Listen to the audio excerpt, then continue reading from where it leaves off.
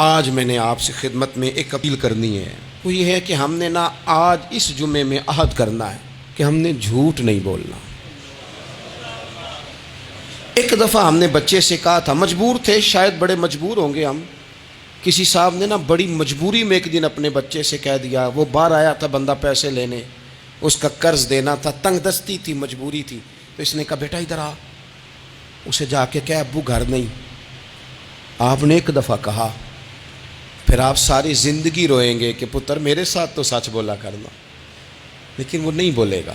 یہ جھوٹ اتنی بڑی مصیبت ہے۔ عورت اپنے شوہر سے کہتی ہے پیسے تھوڑے دے دیا کر، جوڑے ایک میں گزارا کر لوں گی، میرے ساتھ سچ تو بولنا، وہ سچ تو بول۔ تو اگر لاہور جاتا ہے تو مجھے لاہور کا ہی بتا کے جا، میرا رشتہ پیسوں سے نہیں اعتماد سے جڑا ہے۔ ماں کہتی ہے، ماں بیٹے سے، پتر سچی بات تھوڑی کر لیا کر، سچی کیا کر۔ سچ ختم ہو گیا۔ اب لوگوں نے جھوٹ کا نام بدل دیا ہے، کہتے ہیں میں نے بہانہ کر دیا تھا۔ او بھئی آپ نے جھوٹ بولا تھا، صاف صاف کہیں، نام بدل دیا۔ جھوٹ کھا گیا میرے ملک کو، جھوٹ کھا گیا اس ملت کو، جھوٹ نے اس امت کو قریب سے آ کے تھام لیا۔ ہم بڑی آزمائش میں ہیں، ہم مطلب ہر شخصی الا ماشاءاللہ، ہر شخصی، آپ کسی شخص سے کوئی معاہدہ کرتے ہیں، کوئی چیز بنانے کی بات کرتے ہیں، خریدنے کی بات کرتے ہیں، وہ جو کہتا ہے اس پر پورا کیوں نہیں اترتا؟ وہ غلط بات کیوں کرتا ہے؟ میرے نبی پاک علیہ السلام سے پوچھا گیا مومن بزدل ہوتا ہے؟ حضور نے فرمایا ہو جاتا ہے، کبھی یہ غلطی آ جاتی ہے۔ حضور مومن کنجوس ہوتا ہے؟ فرمایا کبھی ہو جاتا ہے۔ یا رسول اللہ مومن جھوٹا بھی ہوتا ہے؟ تو میرے رسول فرمانے لگے نہیں، میرا کلمہ پڑھنے والا ساری غلطیاں کر سکتا ہے، میرا مومن جھوٹ نہیں بولا کرتا۔ مومن جھوٹ۔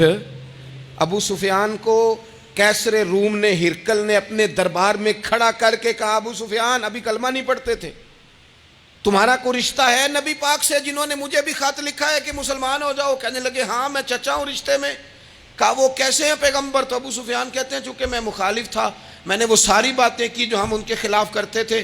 اس نے آخری بات پوچھی، اس نے کہا ابو سفیان یہ بتا کہ وہ جنہوں نے اعلان نبوت کیا ہے کیا کبھی انہوں نے جھوٹ بھی بولا ہے؟ تو ابو سفیان کہتے ہیں کہ ایک منٹ کے لیے میں نے کہا کہہ دوں، مخالفت تھی نا، تو پھر میں نے سوچا یہ تو عرب کی وزاداری کے خلاف ہے، عرب میں سے تو کوئی جھوٹ بولنا پسند ہی نہیں کرتا، اور پھر میں اگر حضور کو معاذ اللہ جادوگر شاعر کہوں گا تو شاید کسی کو ایک منٹ کے لیے متوجہ کر سکوں، اور نبی پاک نے جھوٹ بولا ہے، یہ تو مانے گا ہی کوئی نہیں۔ کہتے ہیں بادشاہ نے پھر زور دے کے کہا سردار بتاتے کیوں نہیں، کیا کبھی انہوں نے جھوٹ بھی بولا ہے؟ تو ابو سفیان کہتے ہیں میرے ہاتھ میں چھڑی تھی، میں نے زور سے زمین پہ ماری، میں نے کہا وہ میرے رشتے میں بھتیجے ہیں، میری سخت مخالفت ہے، میں ان کے خلاف میدانوں میں نکلتا ہوں، جنگیں لڑتا ہوں، کبھی وہ غالب آتے ہیں کبھی ہم آتے ہیں، لیکن میرے سامنے وہ پیدا ہوئے، میں نے ماں کی گود میں بھی دیکھا، دادا کے کندھوں میں بھی دیکھا، چچا کے گھر میں بھی دیکھا، سیدہ خدیجہ الکبریٰ کا دولہا بنے بھی دیکھا، ان کی 4 بیٹیاں ان کی گود میں کھیلتے دیکھیں، اعلان نبوت کرتے دیکھا، لوگوں کو مخالفت کرتے دیکھا، میرے سامنے ان کے مقدس بال سفید ہوئے، میرا اختلاف اپنی جگہ، پر بادشاہ میں قسم اٹھا کے کہہ سکتا ہوں اس محبوب کی زبان سے جب بھی نکلا ہے حق اور سچ نکلا ہے۔ اسیر دشمن کی چاہ میں بھی، وہ مخالفوں کی نگاہ میں بھی امی ہے، صادق ہے، معتبر ہے، میرا پیغمبر عظیم تر ہے، میرا پیغمبر عظیم تر ہے، میرا پیغمبر عظیم تر ہے۔ جھوٹ نہیں کبھی حضور نے بولا۔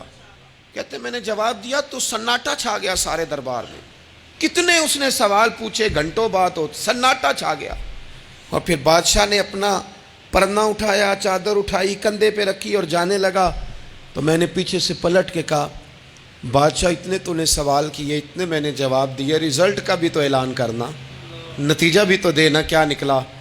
تو کہتے ہیں وہ جا رہا تھا، وہیں کھڑے کھڑے اس نے چہرہ میری طرف پھیرا اور کہنے لگا سردار نتیجہ تو نکل آیا ہے، رزلٹ تو نکل آیا۔ جس بندے نے کبھی بندوں سے جھوٹ نہیں بولا وہ یہ جھوٹ کیوں بولے گا کہ میں اللہ کا رسول بن کے آیا ہوں؟ نتیجہ تو نکل آیا، بات تو کلیئر ہو گئی، اب آگے کیا جانا ہے؟